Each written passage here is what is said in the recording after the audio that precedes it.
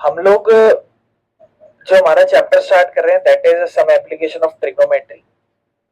ये ट्रिग्नोमेट्री का एक कॉन्टिन्यूइंग चैप्टर है।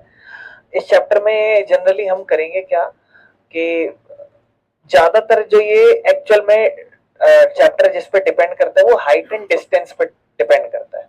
इस चैप्टर को आप ऐसे भी नेमिंग दे सकते हो, हाइट एंड डिस्टेंस, इस तरीके से। मतलब यहाँ होगा क्या कि ज्यादातर केसेस, मतलब किस तरीके से आप क्वेश्चन देखोगे, मैं आपको बहुत सिंपल बताता हूँ। तो सबसे पहले तो एक तो आपको साइन या कोस या टेन, इन तीनों की सारे 0 से लेकर 90 तक ट्रिग्नोमेट्री फंक्शंस आपको याद होनी चाहिए। एक तो ये चीज आपको क्लियर होनी चाहिए। दूसरी आपको ये पता होना चाहिए, ज्यादातर क्या चलेगा कि एक बच्चा है वो टावर पे देख रहा है तो कितना एंगल बनेगा, ठीक है ना। या एक बंदा एक टावर पे खड़ा है तो वो टावर से दूसरी बिल्डिंग को देख रहा है तो कितना एंगल बनेगा। कभी कभी आप बिल्डिंग के टॉप पे खड़े होके नीचे देख रहे होते हो तो उस केस में आप क्या देखते हो, उस केस में आप एंगल ऑफ डिप्रेशन, नीचे की तरफ एंगल बनता है, एक ऊपर एंगल, एंगल ऑफ एलिवेशन। तो इस तरीके से आप केसेस या कहानियों को देखोगे तो आपको समझने की कोशिश करनी है किस तरीके से क्या कहानी और केस चलेंगे। सबसे पहला जो आपको क्वेश्चन दे रखा है वो है कि एक सर्कस का आर्टिस्ट है, वो एक 20 मीटर लंबी रोप पे चढ़ रहा है। तो आप एक चीज का ध्यान रखो, 20 मीटर लंबी रोप जो होती है ना उस पर चढ़ना, ये आपको दिखा भी रखा है। एक जनरली हाइट होती है किसी चीज की और एक ऐसे रोप है जो टाइटली स्ट्रेच है और टाइड है from the top of vertical pole. ये वर्टिकल पोल है और ये पूरा ग्राउंड लेवल है। इस ग्राउंड लेवल पे एक पर्टिकुलर सी पॉइंट से, तो हो क्या रहा है देखो, जैसे ग्राउंड लेवल है, ठीक है ना, ग्राउंड लेवल पे 20 मीटर लंबी रस्सी बांध रखी है। कहता है इस पोल की हाइट बता दो, और अगर एंगल, ध्यान से ये वाली चीज पे फोकस करना है, एंगल बन रहा है रोप और ग्राउंड लेवल पे, ठीक है ना, मतलब ये जो रोप है ये और ये ग्राउंड लेवल ये, इनके बीच में जो एंगल है 30 डिग्री है। इसमें तो आपको फिगर भी दे रखी है तो चीजें आपके लिए आसान है। कुल मिला के इस क्वेश्चन में है क्या, बस आप एक चीज समझो, एक जमीन का लेवल है, यहाँ पे एक पोल है, उस पोल की हाइट क्या है हमें नहीं पता, लेकिन इस पोल के टॉप को और एक ग्राउंड पे किसी एक जगह पे एक रस्सी बांध रखी है जो 20 मीटर लंबी रस्सी है, इस तरीके से। फॉर एग्जाम्पल हम नाम दे देते हैं इस फिगर को ए बी सी, इस तरीके से। उसने कहा ये पता लगाओ, और ये जो आपका ग्राउंड है ये और ये आपकी रस्सी है, इनके बीच में जो एंगल बन रहा है वो 30 डिग्री का एंगल बन रहा है। आपको यहाँ पे चीजें याद रखनी है, ध्यान से समझना, करना क्या है आपको। सबसे पहले आप इस वाली साइड को देखो, ये आपके लिए क्या कहलाएगा, राइट एंगल के अकॉर्डिंग आपका हाइपोटेनस कहलाएगा। और दूसरी चीज जो आपको चाहिए वो क्या है, परपेंडिकुलर, है ना, याद है ना, पाइथागोरस। परपेंडिकुलर और हाइपोटेनस, पी और एच, पी और एच से कौन सा ट्रिग्नोमेट्री फंक्शन बनता है मिस्टी, साइन थीटा। और साइन के लिए एंगल कौन सा है, 30 डिग्री। तो आप बोलना कि साइन थीटा जो है वो एक्चुअल में पी बाई एच होता है, ठीक है। और ये कौन सा ट्रायंगल, आप ऊपर लिख सकते हो कि ये हम ट्रायंगल एबीसी में वर्क कर रहे हैं। साइन थीटा आपका पी बाई एच होता है। ये बताओ साइन थीटा एंगल की जगह आप कितना लिख दोगे, 30 डिग्री। परपेंडिकुलर जो आपको चाहिए हाइट, यानी कि कितना वैल्यू बीसी, ये आपको चाहिए। और दूसरा हाइपोटेनस, हाइपोटेनस कितना है आपके क्वेश्चन में, 20, नीचे आप 20 लिख दो। फिर भाई मनीष साइन 30 डिग्री कितना होता है, बीसी अपॉन में 20। ये 20 उधर चला जाएगा, 1 से मल्टीप्लाई होगा तो क्या होगा, 20/2, और यहाँ पे बीसी अकेला रह जाएगा, ठीक है, जो कि आपका कट के 1 नंबर पे और ये 10 नंबर पे, यानी कि जो पोल है उसकी हाइट 10 मीटर थी। इस तरीके से आपका आंसर खत्म हो जाएगा। क्लियर है, इस तरीके से आपको इस क्वेश्चन को करना है, जल्दी से निपटा लो, अगले क्वेश्चन पे चलेंगे। हो गया। अब आप एक और चीज समझो, मोस्ट ऑफ द केसेस में राइट एंगल ट्रायंगल होगा, एक एंगल, और उसके साथ एक एक चीज आपको, ट्रायंगल में 3 चीजें होती है ना, कोई एक चीज आपको गिवन होगी और कोई एक चीज आपको निकालनी होगी, आपका काम वहीं से होगा। क्वेश्चन सेकंड पे चलते हैं। अब जैसे ये वाले क्वेश्चन कभी कभी आ भी जाता है, ठीक है। एक चीज का खास करके ध्यान रखना कि आप लोग एनसीईआरटी टैकल कर लेना, इसमें ऐसे क्वेश्चंस हैं जो एनसीईआरटी आते हैं। बेसिक वाले तो समझ ही लो एनसीईआरटी आएगी, और जिसके पास स्टैंडर्ड है वो ये बात ध्यान रखो कि एनसीईआरटी आती है, और अगर आ भी गया तो इसका सब्सटीट्यूट आ जाएगा। और वो एनसीईआरटी लेवल ही क्वेश्चन होगा, कुछ भी अलग नहीं होगा। ठीक है, जब आप पीवाईक्यू देखोगे। एक ट्री था, अब ये जमीन होगी, जब भी आप कोई क्वेश्चन बनाओ जमीन बना दो, क्योंकि ट्री जमीन पे होता है ना। ये ट्री था फॉर एग्जांपल इस तरीके से, ठीक है। अब हुआ क्या ना, इसका एक पार्ट मतलब टूट गया ऐसे, तो मान लेते हैं फॉर एग्जांपल इसको हटा देते हैं अब यहाँ पे। अब यहाँ एक एक पेड़ था, ठीक है, और इसके ऊपर भी कुछ हिस्सा था इस तरीके से। ये हिस्सा टूटा और पूरा टूट के हटा नहीं, टूट के यहाँ जमीन पे ऐसे गिर गया। क्या आप समझ पा रहे हो, है ना। आपको कहता है कि ग्राउंड को टच करा और जैसे टच करा तो 30 डिग्री एंगल बनाया, यानी कि ये वाला एंगल 30 डिग्री है। कहता है distance between the foot of the tree, tree का फुट क्या है ये, एंड जहां पे इसका टॉप पार्ट ये वाला यहाँ गिरा है, दोनों टच कर रहे हैं आपस में, वो 8 मीटर है। यानी कि ये हिस्सा आपको क्या बोल रहा है, थोड़ी इंग्लिश भी आपको थोड़ी सी समझनी पड़ेगी, और बहुत कॉम्प्लेक्स नहीं है, बहुत ऐसी इंग्लिश है जो बार बार यूज होगी, आपको बहुत अच्छे से क्लैरिटी मिलेगी। आपको कह रहा है find the height of the tree. अब पेड़ की हाइट तो ये इतनी नहीं है, पेड़ तो पूरा था, आपको पूरी हाइट निकालनी पड़ेगी। ये वाला हिस्सा बोले तो ये वाला हिस्सा, यानी कि आपको यहाँ राइट एंगल ट्रायंगल 2 बार लगाना पड़ेगा, एक बार ये वाला हिस्सा निकालने के लिए और एक बार ये वाला। और कैसे निकलेगा, ये आपके पास बेस है, और एक चीज का खास करके ध्यान रखना, जहां आपका एंगल होता है उसके सामने वाला आप परपेंडिकुलर मान लेते हो और इसको आप हाइपोटेनस मान लेते हो। तो आप फिगर को नाम भी दे सकते हो, ए, बी और सी, और इसको डी कह सकते हो, क्योंकि आपको पता है जितना हिस्सा यहाँ गिरा है वही हिस्सा सेम है। तो आपको एक्चुअल में बी से लेकर डी तक वैल्यू निकालनी है, आप ए भी निकाल लोगे, और उसके बाद जो एडी होगी वो आपका यही हिस्सा है जो गिर गया नीचे। समझ पा रहे हो मेरी बात। तो हम इसको सबसे पहले ए बी को निकालते हैं, यानी कि बेस और परपेंडिकुलर पे चलेंगे। बेस और परपेंडिकुलर मतलब टेन थीटा पे आना, कॉट पे मत जाना, उल्टा है, 10 भी लगा सकते हो, कॉट भी लगा सकते हो, 10 लगाना। तो ये वाला हिस्सा चाहिए आपको, तो आप लिखना है यहाँ पे कि हम वर्क कर रहे हैं ट्रायंगल एबीसी के अंदर, और ट्रायंगल एबीसी में हम वर्क कर रहे हैं, तो हम ये लिखेंगे कि ट्रिग्नोमेट्री फंक्शन होता है टेन थीटा, जिसका फॉर्मूला परपेंडिकुलर अपॉन बेस होता है। टेन थीटा ये आपका परपेंडिकुलर है, ये आपका बेस है। टेन थीटा, थीटा की जगह आप क्या लिखोगे, 10 30 डिग्री। परपेंडिकुलर क्या है आपका इस क्वेश्चन में, ये यानी कि ए बी, और बेस क्या है आपके पास, आप कहोगे 8 है हमारा बेस। 10 30 डिग्री कितना होता है, 1/√3 होता है। आपको ट्रिग्नोमेट्री वैल्यूज याद होनी चाहिए। और नीचे 8 है, 8 इधर चला जाएगा, तो ए बी आपका कितना आ जाएगा 8, और नीचे आ जाएगा √3। एक बात मेरी ध्यान से समझना, ये आपका फाइनल आंसर नहीं है, जो आपका फाइनल आंसर है उसमें ही रूट को हटाना। This is not your final answer, ये भी फाइनल आंसर नहीं है। अब आपके पास ए बी आ चुका है, क्या 8/√3। अब आपको एक ये चाहिए, ये क्यों चाहिए, क्योंकि ये वाला हिस्सा और ये वाला हिस्सा सेम है, तो हमें ए सी चाहिए। तो जैसे पुराने में वापस से ये क्या है, बेस, और ये क्या है, हाइपोटेनस।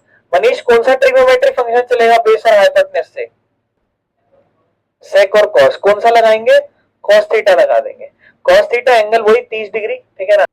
फिर से वही triangle, triangle ABC, cos theta is equal to क्या कहते हैं, बेस अपॉन हाइपोटेनस।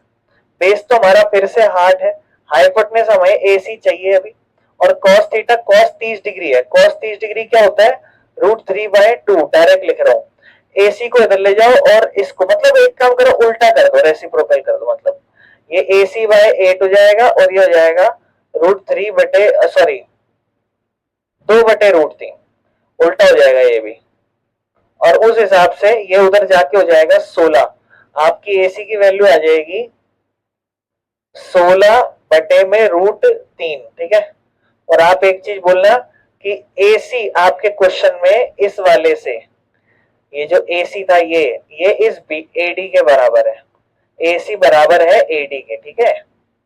और आपको चाहिए क्या, पूरी हाइट, पूरी हाइट मतलब ए बी और एडी, है ना। हाइट ऑफ ट्री चाहिए आपको, जो कि कैसे निकलेगी, ए बी प्लस एडी, ठीक है। ए बी मतलब, ए बी आपने भी निकाली 8/√3, और एडी, एडी मतलब एसी, एसी मतलब 16/√3, ठीक है। कोई दिक्कत तो नहीं है। नीचे √3 एज इट इज, 16 और 8 24√3। अब ये सही नहीं है, इसको आप रेशनलाइज कर दो, ठीक है, क्योंकि ये आपका फाइनल आंसर होने वाला है √3। √3 और √3 नीचे 3 हो जाएगा, ऊपर तो 24 और √3 24√3 और नीचे √3 और √3 3 हो जाएगा, ये 1 नंबर पे और ये 8 नंबर पे। Answer will become 8√3। कोई दिक्कत है? बस दो ट्रिग्नोमेट्री करे हैं, उन दोनों को जोड़ा है, ठीक है, करो मेरे भाई, और जो समझ में ना आए बोलना, ठीक है। अब इसके बाद ध्यान से समझना, ये भी एक बेसिक टाइप क्वेश्चन है। एक कॉन्ट्रैक्टर है, वो अपने सीढ़ी चढ़ी हो पे फिसलन वाला झूला झूला है, होता है ना पार्क के अंदर बेसिक सा झूला होता है, सीढ़ी चढ़ते हैं, फिर उसमें स्लाइड्स होती हैं और फिर बैठ के उसको झूल के आते हैं उस तरीके से। तो एक कॉन्ट्रैक्टर ने दो स्लाइड्स बनाने की कोशिश करी बच्चों के लिए। दो स्लाइड बना रहा है, यानी कि दो अलग अलग ट्रायंगल, एक जिनकी उम्र 5 से कम है और एक जिनकी 5 से ज्यादा होगी, उस तरीके से। जिनकी उम्र 5 से कम है उनके लिए वो हाइट रखेगा। अच्छा देखो, एक चीज समझना, हाइट दो होती है, एक झूले की हाइट और एक ये वाली चलने वाली हाइट। तो वो बोल रहा है कि वो जो हाइट रखेगा ना, टॉप हाइट की, वो 1.5 होगी, और एंगल जो इंक्लाइन हो रहा होगा, देखो कभी भी इंक्लाइन समझोगे तो ऊपर की तरफ एंगल जो जा रहा होगा ऐसे, और एलिवेशन जब भी वर्ड पढ़ोगे तो ऊपर की तरफ जो एंगल बन रहा होगा, ये वर्ड्स का याद रखना। ग्राउंड से वो 30 डिग्री है, लेकिन बड़े बच्चों के लिए तो पहली बात हाइट उसने 3 मीटर रखी है और एंगल उसने 60 डिग्री का रखा है। ग्राउंड से बोलता है बताओ वो जो स्लाइड्स होगी उसकी लंबाई कितनी होगी, यानी कि स्लाइड्स तो आपसे मांग रहा है और ये वाली हाइट उसने दे रखी है, यानी कि दो झूले हैं, ठीक है, दो जनों के लिए है, एक छोटे बच्चों के लिए इस तरीके से झूला होगा, यहाँ सीढ़ी चढ़ते फिसल के आते हैं, एक बड़े बच्चों के लिए इस तरीके से। कह रहा है कि ये वाले झूले की पहले बच्चों के लिए तो हाइट 1.5 मीटर रख दी और बड़े वाले लोगों के लिए ये 3 मीटर की हाइट रख दी, और एंगल यहाँ पे ऑब्वियस सी बात है 30 डिग्री है और यहाँ 60 डिग्री है। इसके पीछे मैं आपको एक और लॉजिक बताता हूँ, आप समझो, बेसिक सी बात है। ये फॉर एग्जाम्पल मैं एक एंगल आपके सामने बनाने की कोशिश कर रहा हूँ, ये एंगल, इस एंगल का मैं धीरे धीरे देखो इसको ओपनिंग करता जा रहा हूँ, फेस खोलता जा रहा हूँ, आप समझ पा रहे हो, एंगल बढ़ता जा रहा है, बढ़ता जा रहा है, बढ़ता जा रहा है। अगर मान लो फॉर एग्जाम्पल मैं यहाँ से उस बल्ब को देख रहा हूँ या फिर लाइट को देख रहा हूँ, तो मैं ज्यादा ऊपर मुंडी रखूंगा, लेकिन जब मैं बिल्कुल वहां खड़े होके, जैसे मिस्टेक बन लाइट को देखना, देखो इन्होंने कितना ऊपर देखा, मैं तो नहीं देख रहा ना इतनी ऊपर, यानी कि इनका एंगल ऑफ एलिवेशन जैसे ही आगे बढ़ी एंगल ऑफ एलिवेशन बढ़ गया, और जब दूर है तो एंगल ऑफ एलिवेशन कम है। ये बात ध्यान रखना, आगे काम आएंगे, बेसिक बेसिक सी बात। फिलहाल हमें तो ये चाहिए इस क्वेश्चन में ये और इस क्वेश्चन में ये, और दोनों में सेम ट्रिग्नोमेट्री फंक्शन यूज होगा। इसके लिए आप लिख दो एबीसी और इसके लिए आप लिख दो पी क्यू आर, ठीक है। अब मैं पूछूंगा सुनील मेरे भाई तुम बताओ इसको क्या मानूं ट्रायंगल के अकॉर्डिंग, ये क्या है परपेंडिकुलर, हमें क्या चाहिए इस क्वेश्चन में, यानी कि कौन सा ट्रिग्नोमेट्री फंक्शन?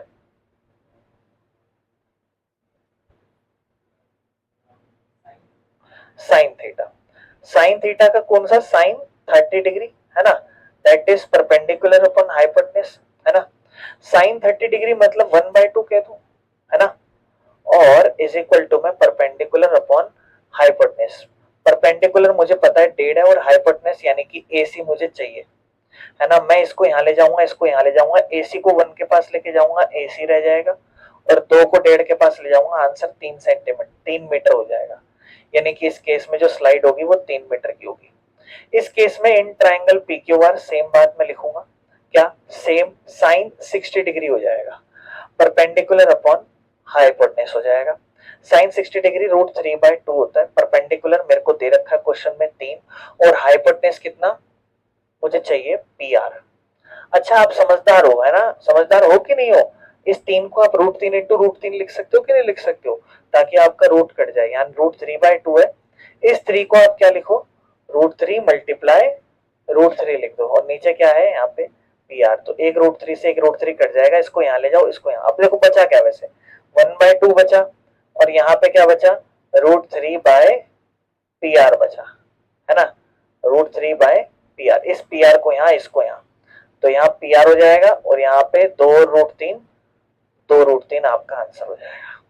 Question number 4। अब ध्यान रखना, यहां से क्वेश्चन आपके अच्छे होने लग जाएंगे, और मैं आपको ये एडवाइस करूंगा कि क्वेश्चनों को एज अ टाइप वाइज समझना।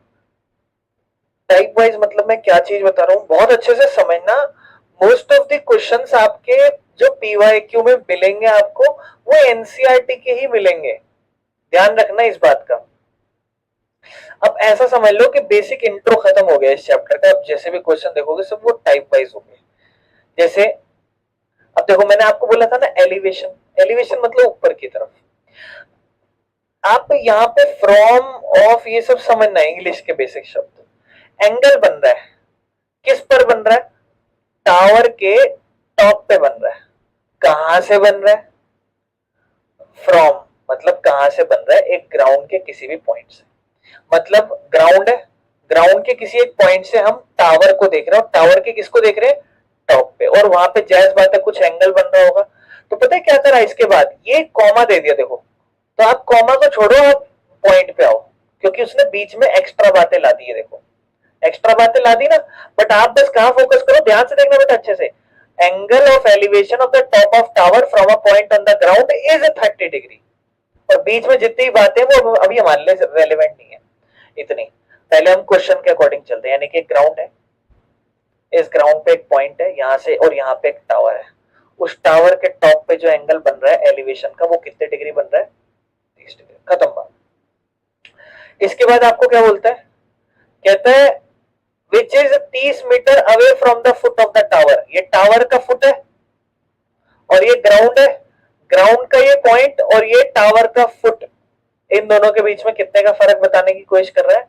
30 मीटर की। आपसे क्या बोल रहा है? Find the height of the tower. इस टावर की क्या निकाल दो? हाइट, यानी कि परपेंडिकुलर और ये बेस। समझ गए? आप इसको ट्रायंगल ए बी और सी लिख सकते हो। आप बोलोगे इन ट्रायंगल ए बी सी कौन सा? टेन थीटा, जो कि क्या निकाल के देगा? Perpendicular upon base. Tan theta मतलब टेन कितना डिग्री?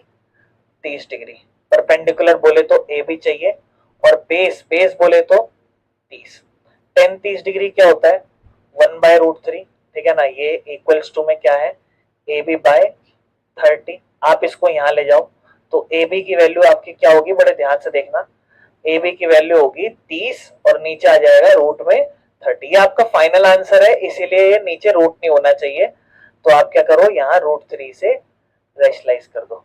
तो क्या हो जाएगा? 30 √3 हो जाएगा, और नीचे √3 और √3 3 हो जाएगा एक नंबर पे, और ये 10। तो आपका फाइनल आंसर 10√3 हो जाएगा बेस। क्लियर है? कोई दिक्कत तो नहीं है? बहुत बेसिक टाइप क्वेश्चन था, बस लैंग्वेज का खेल था, खत्म। नेक्स्ट क्वेश्चन देखते हैं। अब देखो ध्यान से, ये पतंग वाला क्वेश्चन है। ठीक है, वो बिल्कुल बेसिक था जो भी हमने जस्ट फोर देखा। एक पतंग जो है ना वो ग्राउंड से 60 मीटर हाइट पे उड़ रही है। यानी कि ग्राउंड पे एक पॉइंट होगा, वहां से बिल्कुल 60 मीटर की ऊंचाई पे दिख रही है उड़ती हुई। अब जायज बात है, पतंग है, धागे वागे से कनेक्टेड होगी। जो स्ट्रिंग है वो अटैच है पतंग से, और वो टेम्परली एक किसी ग्राउंड के एक पॉइंट पे टाई कर रखा है, मतलब बांध रखा है ग्राउंड के किसी एक पॉइंट से। और जायज बात है वो जो एंगल ऊपर की तरफ बनेगा वहां से, वो 60 डिग्री एंगल बन रहा है। तो वो जो स्ट्रिंग है उसकी लेंथ क्या होगी ये बताओ। मतलब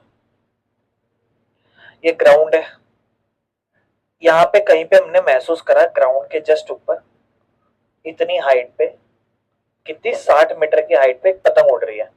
और पतंग जो है ना वो कहीं से ऐसे बंधी हुई होगी ग्राउंड के किसी पॉइंट पे। उसने मांगा क्या आपसे? उसने मांगा है कि, क्या मांगा है? Find the length of the string. ये धागा, ये कितना है ये बताओ। एंगल कितना बोला है? 660 ना। खत्म, कितना आसान है, कर लोगे? बताओ आंसर। हो गया? आ गया आंसर? कितना आया? 40√3।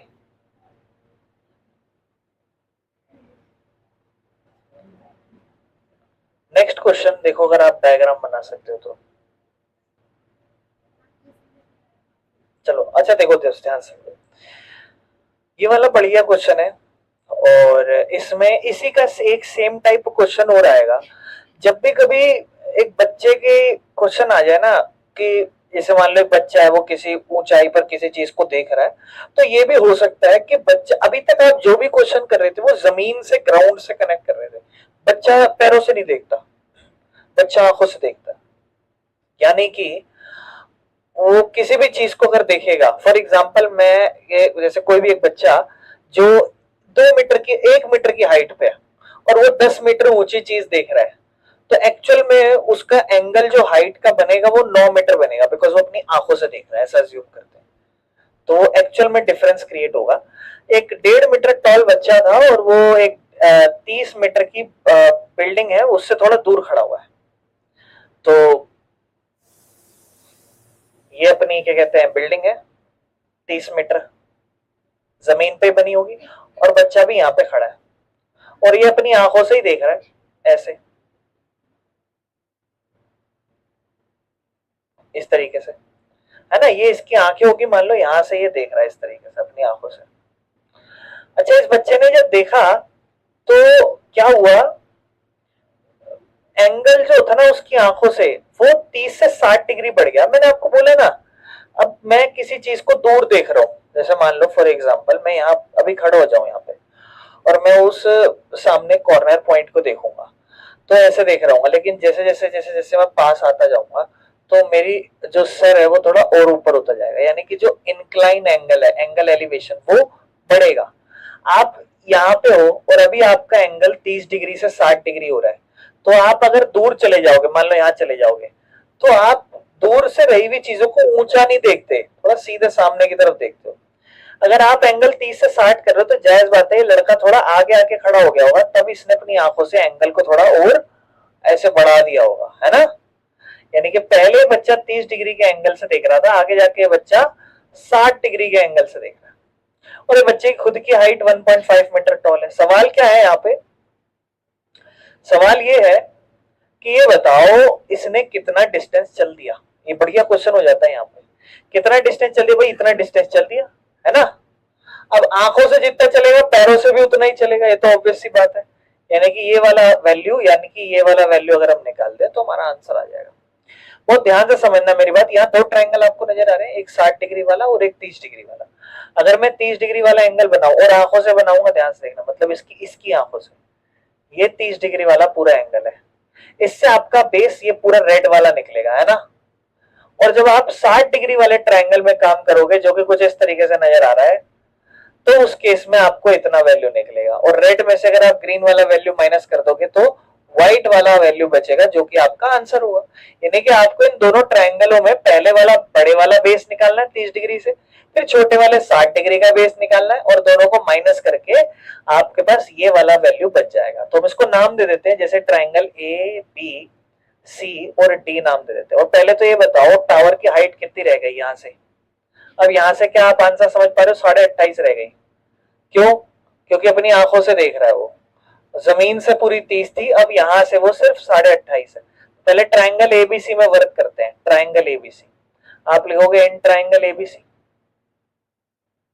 देखिए ना ये ट्राइंगल एबीसी है। इस ट्राइंगल में आप सिंपल सा है, ये आपका परपेंडिकुलर है, आपको बेस चाहिए, और मोस्ट ऑफ द केसेस में टेन थीटा यूज होता हुआ नजर आएगा वैसे आपको, पर जरूरी नहीं है। Ten theta is 1060 degree, perpendicular 28.5 है, और बेस आपको चाहिए यानी कि बीसी चाहिए आपको, और ये वैल्यू आपका √3 है, ठीक है। 1060 √3 होता है 28.5, और नीचे कितना बीसी, इसको इधर ले जाओगे, इसको क्रॉस कर दोगे तो बीसी का वैल्यू आपका आएगा 28.5 बाय √3, ये आपका आंसर होगा, ठीक है, पहले वाला। फिर आप बड़े वाले ट्रायंगल ए बी डी वाले ट्रायंगल में वर्क करोगे, कौन सा, ये वाला, ये पूरा। तो जब आप बड़े वाले ट्रायंगल ए बी डी में जाओगे, ट्रायंगल ए बी डी में, तो उस बड़े वाले ट्रायंगल में फिर वही सेम चीज, tan theta is equal to perpendicular upon base. लेकिन ये ध्यान से समझो आप कौन से ट्रायंगल की बात कर रहे हो, आप कर रहे हो इस वाले ट्रायंगल की, ये, ठीक है ना, ये वाला ट्रायंगल। इस ट्रायंगल में 1030 डिग्री लगेगा, ठीक है ना, 1030 डिग्री। परपेंडिकुलर तो आपका फिर से 28.5 ही होगा, लेकिन बेस आपका ये पूरा होगा, ये पूरा मतलब बीसी प्लस सी डी, आप चाहो तो लिख सकते हो, नहीं तो आप पहले पूरा बीडी ही लिख दो, पूरा बीडी ही लिख दो, ठीक है। बीडी आपका इस क्वेश्चन में 1030 डिग्री 1/√3 है, और इधर है 28.5, और नीचे क्या है, बीडी। बीडी को आप उधर भेज दो, इसको आप इधर भेज दो, तो बीडी का वैल्यू आपका हो जाएगा 28.5 और गुना में √3, ये आपका बीडी हो गया। अब आपको पता है जो आपका बीडी है ये पूरा, इसमें से आपको बीसी घटाना है, तब आपके पास सीडी डिस्टेंस निकलेगा। करना क्या है आपको, पूरे बीडी में से माइनस करना है BC, तब आपको CD जो एक्चुअल में डिस्टेंस चला है वो आएगा। BD मतलब 28.3 मतलब, और नीचे इधर 28.5 बाय √3, ठीक है, और बराबर में इधर CD। कुछ नहीं है, इसका आप एलसीएम लोगे, √3 और 1 का एलसीएम √3, ये √3 इस √3 से कितना हो जाएगा, गुना होगा तो 3 हो जाएगा, √3 और √3 माइनस √3 से √3 कटे इधर 28.5 ही रहेगा, बराबर में यहाँ CD है। कुछ नहीं, 1 के 28.5 से गुना √3 की इससे 3 हो जाएगी, ये हो जाएगा मेरे ख्याल से आपका 85.5 और इधर माइनस में 28.5 और नीचे क्या है √3, that is the value of CD। इसमें से इसको घटाओगे 0.5 तो 0.0, 15 में से 8 गया 7, 7 में से 2 गया 5, 57.0, नीचे √3 बराबर में CD। रैशनलाइज कर दो √3 और √3 से 57 √3, ठीक है, और नीचे क्या बचेगा, सिर्फ √3 और √3 क्या बन जाएगा, नीचे 3 बन जाएगा, ठीक है, √3 और √3 3 बन जाएगा, 3 के पाड़े में 1 नंबर पे, और ये 19 नंबर पे फाइनल आंसर 19 √3 आ जाएगा। क्या आप ये बात समझ पा रहे हो कि हम क्या में से क्या माइनस कर रहे हैं? अगर किसी को क्लियर नहीं है ना तो बोलना कि भैया ये वाली चीज समझ नहीं आ रही कि इसमें से क्या माइनस कर रहे हैं। छोटा ट्रायंगल, बड़ा ट्रायंगल, बड़े ट्रायंगल के बेस में से छोटा बेस घटाओगे, रिमेनिंग वाला आपका आंसर आ जाएगा। ठीक है मेरे भाई, कर लो इसको। 7th, ध्यान से समझना एक बार। जो क्वेश्चन नंबर 7 था मैंने बस कल समझाया था, मैंने करने के लिए आपको बोला था। अब देखो, जनरली आप कभी भी क्वेश्चन करो ग्राउंड बना दो। आपको उसने बोला है कि ग्राउंड के किसी एक पॉइंट से एंगल ऑफ एलिवेशन, एंगल मतलब कोई भी एक पॉइंट है यहां बना दो, यहां से एंगल ऑफ एलिवेशन मतलब ऊपर ही जा रहा है। तो ऊपर कहां पे जा रहा है, कह रहा है एक तो बॉटम। कोई चीज बॉटम होती तो जमीन पे होती है, यानी कि ऊपर जब भी कभी कोई बॉटम होगा तो कोई दो चीज हो सकती है, किसी एक चीज के ऊपर कोई दूसरी चीज होगी तो उसके बॉटम की बात कर रहा होगा। कह रहा है बॉटम और उसके साथ साथ टॉप, जो एक टावर है, और टावर फिक्स है एक 20 मीटर ऊंची बिल्डिंग पे, यानी कि यहां से कुछ दूरी पे एक 20 मीटर ऊंची बिल्डिंग होगी और उस बिल्डिंग के ऊपर एक टावर है। उस टावर के जब हम बॉटम पे देख रहे हैं और उस टावर के जब हम टॉप पे देख रहे हैं, तो बॉटम पे देखते हुए तो 45 डिग्री एंगल और टॉप पे देख रहे हैं तो 60 डिग्री एंगल बन रहा है। क्लियर है ये चीज? आपको बोला है कि वो टावर जो है उसकी हाइट क्या होगी ये बता दो। ये हमारे टावर की हाइट मांग रहा है, ठीक है ना। अगर आप इस फिगर को नाम दोगे तो ए, बी, सी और डी नाम दे सकते हो, और आपको जो दो ट्रायंगल दिख रहा है आप सिर्फ उस पर वर्क कर लो। एक ट्रायंगल आपको BCD दिख रहा है और एक ट्रायंगल ACD दिख रहा है, तो मैं लिख दूंगा इन राइट एंगल ट्रायंगल ACD, सबसे बड़े वाले पे ACD। इस ट्रायंगल को अगर मैं ध्यान से देखूं तो इसमें ये मेरा परपेंडिकुलर है और ये मेरा बेस है।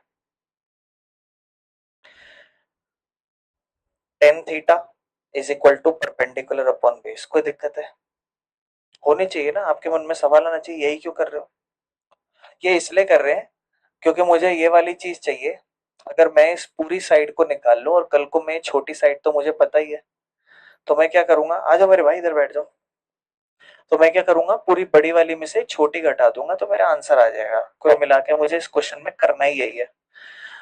तो मुझे ये चाहिए बड़ी वाली हाइट, यानी कि परपेंडिकुलर AC, और बेस देखो तो मेरे पास तो बेस भी नहीं है यहाँ पे। CD इज इक्वल टू में tan थीटा का जो एंगल है वो 60 डिग्री लगेगा जो कि √3 होता है।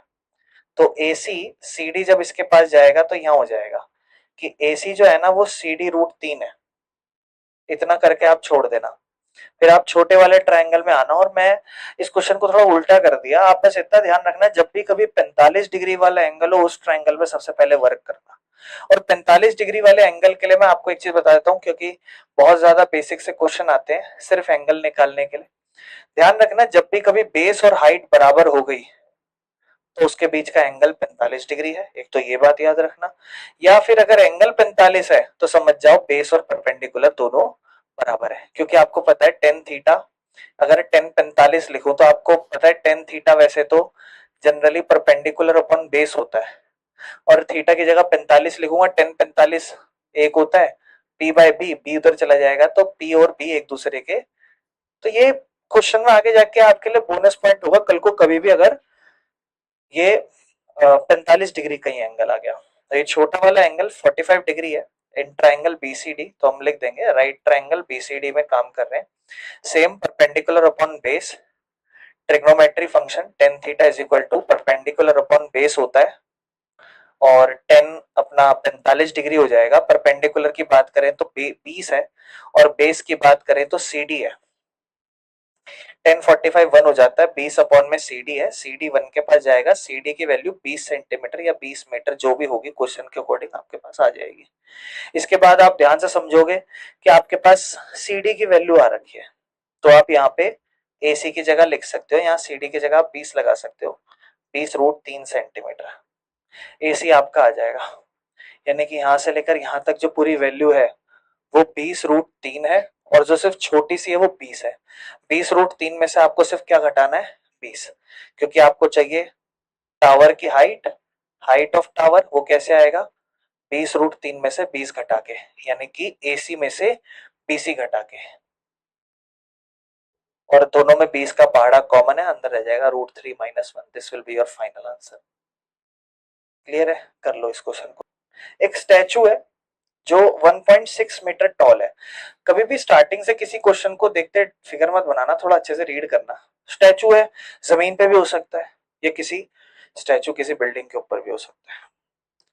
कह रहे stand on the top of pedestal, मतलब कोई पेडेस्टल है उसके टॉप पे है और एक ग्राउंड पे पॉइंट है, उसका एंगल जो बन रहा है स्टैचू के टॉप पे वो 60 डिग्री बन रहा है, और उसी सेम पॉइंट से जो पेडेस्टल के टॉप पे एंगल बन रहा है वो 45 डिग्री बन रहा है। ठीक है, find the height of the pedestal. Basic सा पिछले पूरा सेम पिछले वाला ही केस है, बस हल्का सा फर्क कर दिया। जैसे क्या, ये उसी का आप टाइप 2 समझ सकते हो। एक ग्राउंड है, यहाँ पे कहीं एक पेडेस्टल है, मान लो फॉर एग्जांपल उसका हाइट इतना होगा, चलो ऐसे बना लेते हैं जस्ट फॉर एग्जांपल, और उसके ऊपर एक स्टैचू है बिल्कुल सेम पिछले केस में। तुम एक ग्राउंड पे एक पॉइंट है, वहां से उसके टॉप पे देख रहे हो और उसके पेडेस्टल के टॉप पे, पिछली बार उसने दो वर्ड यूज करे थे, टावर का टॉप और टावर का, इस बार उसने दो वर्ड यूज करे अलग तरीके से, स्टैचू का टॉप और पेडेस्टल का टॉप। बस इतना सा, बात तो एक ही हो गई। पिछले केस में वो बिल्डिंग का टॉप हो सकता था या फिर टावर का बॉटम हो सकता था, बात तो एक ही है, लेकिन सेम पॉइंट से आप दो जगह देख रहे हो, एक बार 45 डिग्री बन रहा है, एक बार 60, यानी कि केस तो बिल्कुल सेम है पिछली बार की तरह। इसके अलावा आपको एक चीज की, जो स्टैचू है ना वो 1.6 है, यानी कि ये, और पिछले केस में आपको ये वाला हिस्सा निकालना था और पिछले केस में आपको ये वाला दे रखा था, ये भी, ये जो ये होगा वो तो यही होगा क्योंकि 45 डिग्री कंसेप्ट। तो चीजें तो क्लियर है। आप चाहो तो इसे तुरंत एक्स और एक्स कह सकते हो या आप दोनों इसको बराबर कह सकते हो, और नहीं भी कहो तो ट्रायंगल लगा के कह देना। पहले तो नाम दे देते हैं ए बी सी और डी। यहाँ पे एक चीज ध्यान रखना, इस पूरे चैप्टर में आपकी मेंटेलिटी है कि आप किस कंसेप्ट से करते हो। या तो हो सकता है आप एक्स वाई ये सब मान के करो, या जो वैल्यू बीसी है बीसी, सीडी है सीडी, वो मान के चलो। तो कंफ्यूजन क्रिएट मत करना, जो है वही मान के चलना, बस आपके माइंड में क्लैरिटी होनी चाहिए कि ये क्या बात कर रहे हैं हम लोग। तो सबसे पहले दो ट्राइंगल में करेंगे। पिछली बार मैंने 60 डिग्री वाला पहले कर दिया था और 45 वाला बाद में, तो इस बार पहले 45 वाला करते हैं इस तरीके से। In triangle B C D वही same, tan theta is equal to perpendicular upon base होता है, ये 45 डिग्री वाला ये वाला एंगल, टेन 45 डिग्री, परपेंडिकुलर बोले तो बीसी, बेस बोले तो सीडी। 10 45 1 होता है।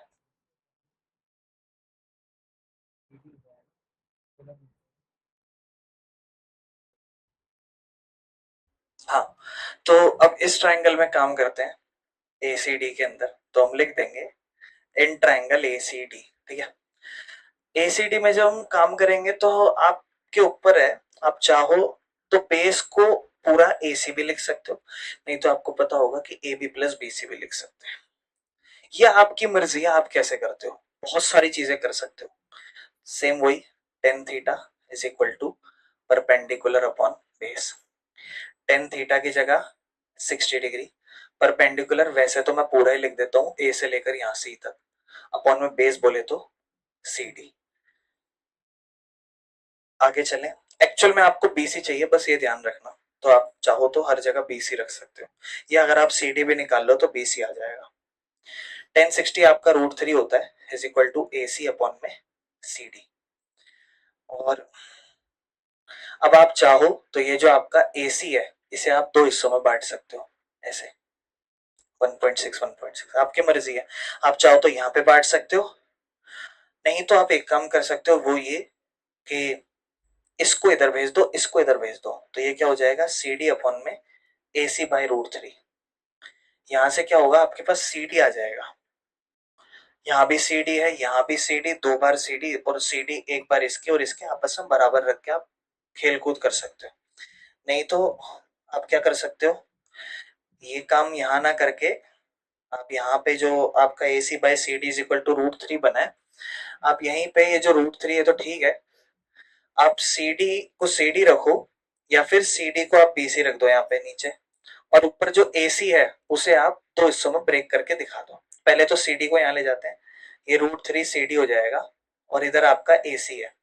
इस AC को आप दो हिस्सों में ब्रेक कर दो, AB मतलब 1.6 प्लस में BC जो आपको चाहिए, और यहाँ आप CD की जगह क्या लिख सकते हो, BC। तो यहाँ पे भी क्या हो जाएगा, √3 BC। फिर इसके बाद आप क्या कर सकते हो, BC को इधर ले आओ, 1.6 इधर ही रहेगा, ये हो जाएगा √3 BC minus BC is equal to 1.6। इन दोनों में BC कॉमन ले सकते हो आप, तो BC हो जाएगा √3 माइनस 1 इज इक्वल टू 1.6, और BC की वैल्यू आपकी हो जाएगी 1.6 अपॉन में √3 माइनस 1। एक बार बस ये चेक कर लो, क्या इस क्वेश्चन में आपको बोला है √3 की वैल्यू डालने के लिए, नहीं, तो ये आपका आंसर हो सकता है। अब आप एक चीज कर सकते हो, वो रैशनलाइज, ठीक है ना, क्योंकि ये आपका फाइनल आंसर होने वाला है। 1.6 अपॉन में √3 माइनस 1 इंटू में √3 प्लस 1 इंटू में √3 प्लस 1, ये आपका हो जाएगा a plus B into A minus B, that is a का स्क्वायर माइनस b का स्क्वायर। ऊपर 1.6 और ब्रैकेट के बाहर √3 प्लस 1, 1.6 है √3 प्लस 1, नीचे स्क्वायर से √3 माइनस 1 का स्क्वायर 1 ही रहता है, 3 में से एक क्या कितना बचता है, 2, 2 के पाड़े में एक नंबर पे, और 1.6 0.8 नंबर पे, ठीक है, आधा करा है मैंने, तो आंसर होगा 0.8 √3 प्लस 1, इस तरीके से।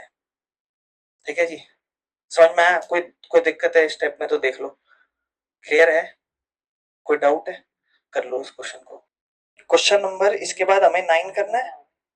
देखो ध्यान समझना, कह रहा है एंगल ऑफ एलिवेशन, एलिवेशन मतलब ऊपर की तरफ, बिल्डिंग के टॉप पे जा रहा है, लेकिन कहां से, टावर के फुट से, यानी कि एक जमीन है, उस जमीन पे कहीं पे टावर है, और वहां टावर के फुट से बिल्डिंग के टॉप पे एक एंगल जा रहा है।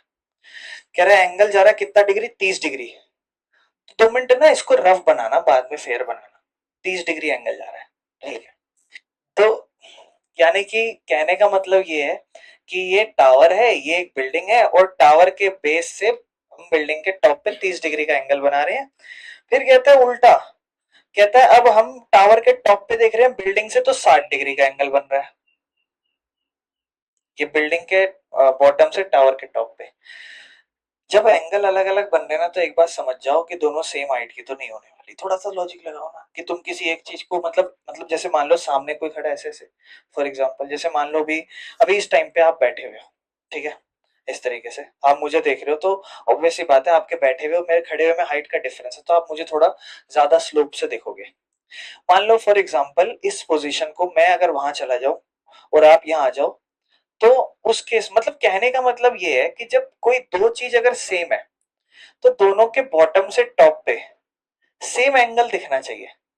लेकिन अगर मान लो फॉर एग्जांपल कोई एक चीज बड़ी होगी और कोई एक चीज छोटी है, तो यहाँ पे देखने में थोड़ा एंगल कम बनेगा, और यहाँ पर देखने में एंगल थोड़ा, तो जहां पर ज्यादा एंगल बन रहा है वो उसको देखने में वो चीज बड़ी है। अब मैं बिल्डिंग से टावर को देख रहा हूँ और 60 डिग्री का एंगल बन रहा है, तो टावर बड़ा है बिल्डिंग बड़ी है, आप बताओ, टावर बड़ा है कि नहीं। बेसिक सी बात है, क्योंकि 60 डिग्री का एंगल बन रहा है। है ना। और ये चीज बढ़िया है कि दोनों का बेस सेम है, ये एक ऐसा टाइप है जहां बेस सेम मिलेगा, तो आपके लिए बहुत क्लैरिटी है। जब तक बेस सेम है इसके मजे लो, ठीक है ना। आपको उसने बोला हुआ है टावर की हाइट 50 मीटर है, चलो अब इसको प्रॉपरली बनाते हैं। अब हमें एक चीज क्या पता है कि दोनों में से कोई टावर बड़ा है और बिल्डिंग छोटी है। बिल्डिंग से क्योंकि टावर के बॉटम से सिर्फ 30 डिग्री का एंगल बन रहा है, तो हम लोग क्या करें, ये जमीन है, इस जमीन पे मान लो ये टावर और ये बिल्डिंग, इसको जब देखे तो सिर्फ 30 डिग्री का एंगल बना, और इसको जब देखे तो 60 डिग्री का एंगल बना। क्लियर है, दोनों का बेस सेम है, ये इसका प्लस पॉइंट होगा, ए बी सी डी, और दोनों ट्रायंगल में काम करोगे हो जाएगा। टावर आपको दे रखा है 50 मीटर, तो आप पहले इसमें ही काम करो, बताऊं क्यों, क्योंकि इससे बेस आ जाएगा, क्योंकि आपके पास एक है, एक वैल्यू से बेस आ जाएगा, और जब इसका बेस आ जाएगा तो इसका परपेंडिकुलर आ जाएगा। थोड़ा सा तो लॉजिक लगाओ कि आप जब पहले इस ट्राइंगल में काम करोगे, ये आपको 50 दे रखा है, ये आपको 60 दे रखा है, दो चीजें तो चाहिए होती है, एक एंगल और कोई एक value. Perpendicular upon base trigonometry, ये आपके पास आ जाएगा, और जब आपके पास ये आ जाएगा तो इस वाले ट्राइंगल के अकॉर्डिंग आपके, क्या ना, ये होगा, और फिर आपके पास ये आ जाएगा। तो आप पहले 60 डिग्री वाले ट्राइंगल में, यानी कि in triangle D C D में काम करो, टेन थीटा लिख दो, परपेंडिकुलर अपॉन बेस होता है, टेन थीटा, एंगल कितना डिग्री लगेगा इसमें, 60 डिग्री, परपेंडिकुलर बोले तो 50 है, और बेस बोले तो बीसी है, ठीक है, 60 डिग्री √3, और इधर दोनों को उल्टा कर दो, पहले तो लिख दो √3 इज इक्वल टू 50 अपॉन में बीसी। आप चाहो तो इसे दोनों को क्रॉस कर दो, इसको यहाँ इसको यहाँ, तो BC इज इक्वल टू 50 बटे में √3, नीचे √3 को रैशनलाइज करने की जरूरत नहीं क्योंकि आपका फाइनल आंसर नहीं है। BC आपके पास कितना आ चुका है, 50 बटे में √3, ये आ चुका है। अब आपको चाहिए ये, अब आप ABC ट्राइंगल में काम करो, इन राइट ट्राइंगल ABC, ठीक है ना।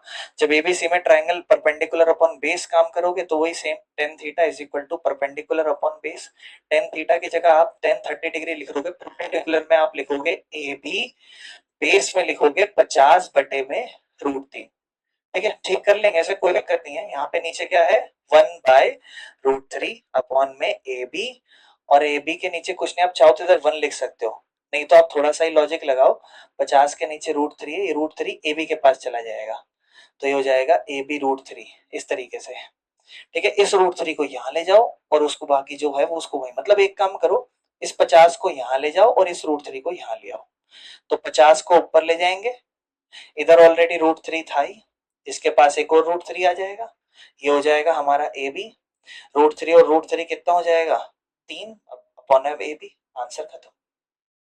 समझ में आ रहा है, कोई दिक्कत है, क्लियर है क्वेश्चन, किसी को समझ में नहीं हो ये कैलकुलेशन तो बोलना, मैं और आसान अच्छे से करा दूंगा। क्लियर है, कर लो जी इस क्वेश्चन को।